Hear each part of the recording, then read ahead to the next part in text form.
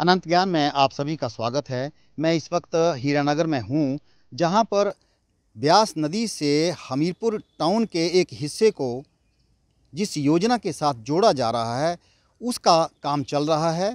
मैं उसकी आपको वास्तविक स्थिति बताऊंगा, उसकी ग्राउंड रिपोर्ट आज हम जनता के सामने रखेंगे कि पिछले 4 महीनों से इसका काम क्यों रुका हुआ है और इस योजना का जो पानी है वो कहाँ-कहाँ जाएगा, किस इलाके को फ़ायदा होगा, कितना फ़ायदा होगा और ये योजना अब कब तक जो है वो बनकर तैयार होगी। मैं सामने देख रहा हूँ, ये जो टैंक बना है, ये काफ़ी पहले तकरीबन 1.5 या 2 साल पहले इसका निर्माण हो गया था और इसी टैंक में उस योजना का पानी आएगा सबसे पहले और यहीं से फिर ये दोसड़का इलाके में जाएगा।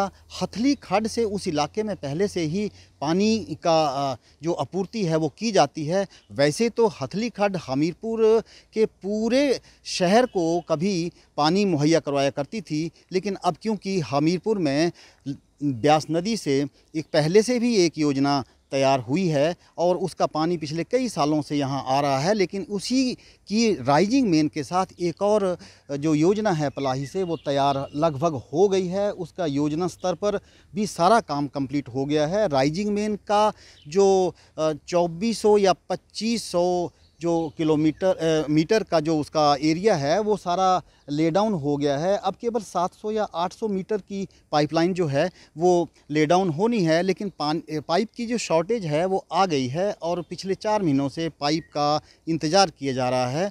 हम आपको आज इसकी पूरी ग्राउंड रिपोर्ट बताएंगे कि गेट के आसपास फुटपाथ बना हुआ है। इस फुटपाथ पर ही इस पाइपलाइन को भी बिछा दिया गया है। इसे दाएं बाएं या सड़क में भी बिछाया जा सकता था, सड़क खोद कर, लेकिन ऐसा नहीं किया गया है और ये सारी की सारी पाइपलाइन जो है वो जो ले डाउन है वो इसके फुटपाथ पर ही कर दी गई। यशवंत जी, अनंत ज्ञान में आपका बहुत बहुत स्वागत है। आप लोग लंबे समय से यहाँ रह रहे हैं, आपने देखा है कि ये जो पाइपलाइन का काम चल रहा था ये काफ़ी समय से बंद है। आप लोग बताएंगे कि कब से बंद है और क्यों बंद है? ये लगभग सर को 2.5 महीने से बंद पड़ा है। कारण क्या है? कारण सर अब ये जाना क्यों बंद है। ये टैंक बने हुए 5 साल हो गए, इसमें आज दिन तक के पानी नहीं डाल पाए। अब आप देख लो कि मतलब जो एक टैंक बना, पैसे तो लोगों के लगे। अब ये इस चीज़ को बताया ना, मतलब भाई, मतलब इसके अगर ये फट जाए, इसमें कोई हो जाए तो इसके लिए कौन जिम्मेवार है? ये जो पाइपलाइन डली है ये क्यों नहीं डल पाई है यहाँ पर? सर ये जो पाइपलाइन नहीं डल पाई है, ये कहते हैं कि मतलब उधर से आना था पानी भी, मतलब हीरानगर से। तो उसके लिए मतलब वो जो पंप जो है उसके लिए ज़मीन जो थी भाई वो उकायर करनी हुई थी। तो मैंने इनसे ये भी पूछा 1-2 बार तो पेपर में कि मतलब जब ये आपके पास पूरी व्यवस्था नहीं थी, आपने उकायर नहीं, ज़मीन नहीं थी, व्यवस्था नहीं थी, तो आपने काम क्यों शुरू किया, क्यों टैंक बनाया? वार्ड नंबर 11 से ताल्लुक़ रखने वाले कांग्रेस के नेता, वे अभी सिटी कांग्रेस के अध्यक्ष भी हैं, देवीदास जी, उनसे बातचीत करते हैं। देवीदास शहनशाह, आपके इलाके में जो पानी की दिक्कत है उसका हल कैसे होगा और क्या हो रहा है? वार्ड नंबर 11 में हथली खड्ड योजना जो है वो कितना पानी दे पा रही है? ऐसा है, हथली खड्ड जो है ये बहुत पुरानी स्कीम है, इसमें पानी अब बहुत कम आ रहा है। थोड़ी हमें वार्ड नंबर 11 में प्रॉब्लम चली हुई है। सुखू सरकार जी की सरकार ने हमें ये अप्लाई से जो वाटर सप्लाई स्कीम वो लगभग तैयार हो गई है, कुछ ही चंद महीनों में ये सप्लाई हमें आ जाएगी। तो हमारी सरकार जो है सुखू जी की, ये हमारी जो पानी की प्रॉब्लम है वो जल्दी ही सॉल्व करने वाली है।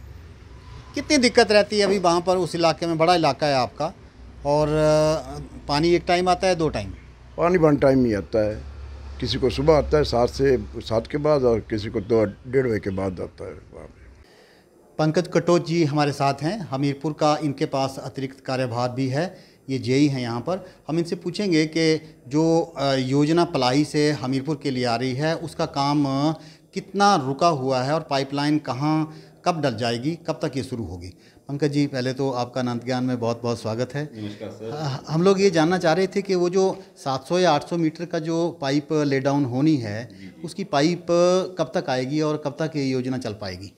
सर ये पाइप बहुत जल्दी आने वाली है, ऑर्डर हमारे हो गए हैं और हमारी एनआईटी के बाहर तक ये लाइन बिछ चुकी है और एनआईटी से लेके हीरानगर का जो हमारा बचा हुआ है वो भी काफ़ी जल्दी पूरा हो जाएगा और उसकी वजह से ही ये रुका हुआ है काम।